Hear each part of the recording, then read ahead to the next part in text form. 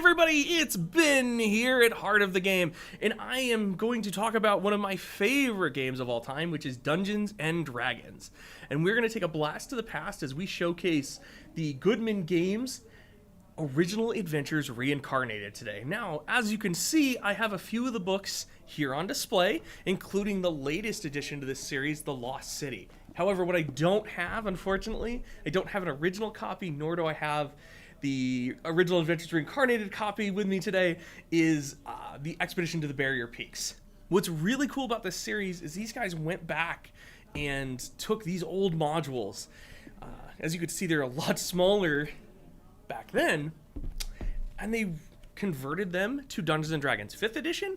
They put in some more content as well. So not only do you get the original adventure as it was printed in these much thinner module sized packets, but you get a new version of it that has been revamped to better fit 5th edition. It's had additional content and of course stat blocks converted for it, some new monsters, NPCs, and even ready-made characters, along with some magic items that came from these adventures.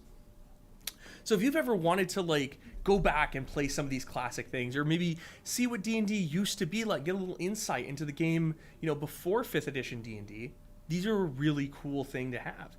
The other thing is they also have some behind the scenes stuff in the beginnings of them, with interviews and articles from some of the designers who worked on these projects and expanded upon them. I'm showcasing The Lost City because it is not only the newest one that has come out and arrived to be on our shelves, but it is also, in my opinion, one of the best adventures that was ever written from back then.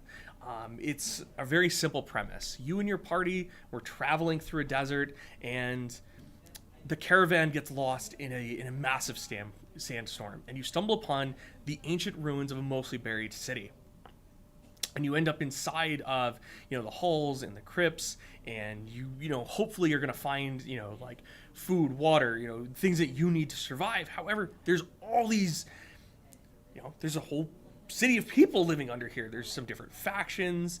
There is all sorts of creepy monsters and things like that. And there's this big, threat that you and the party are going to discover as you play through this. One of the things that's really neat, this is very heavily inspired by Robert Howard, his kind of work with Conan the Barbarian, Call the Conqueror, that kind of thing. And it really shows up really well in this adventure. And if you want to check out any of the others that are out there, my next recommendation has got to be the Isle of Dread, which, as far as D&D goes as a whole, this is one of my favorite adventures of all time. Not just from back then, but now. It still holds up. This is such a cool mini campaign. Basically, you and your party have come across part of a treasure map, and it leads to a mysterious island. And so you get a map that has the outline of the island, and it gives you some basic directions to get there. And it's a hex map.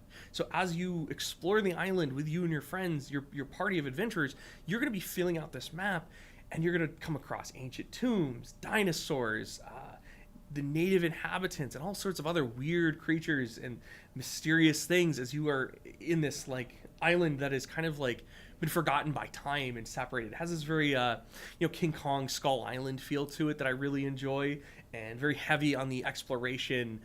So you definitely can't just necessarily make a character that's good for combat or dungeoneering. You really want to have a party that can go out and survive in the wilderness and explore, and I think that's a really fun thing about it. Whereas the Lost City has politicking, and what's also neat about it is that you can introduce it into a campaign later. Maybe you play a few adventures, the group is going to be traveling through a desert, so they don't know that they're going to be going into the Lost City. Whereas Isle of Dread is very much guys, you find this treasure map, let's play. And you're going to present that to them right away, which I find a lot of fun. And then B2, Keep on the Borderlands, which is the first of the original adventures Reincarnated. This is one of the earliest adventures that TSR ever wrote.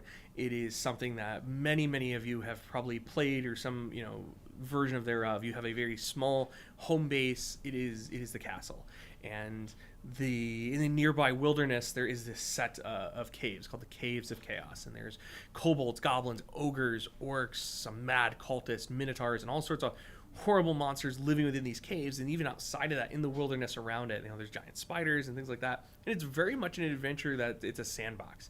You and the party, you decide we're gonna go explore the caves, and you pick an entrance and you enter it.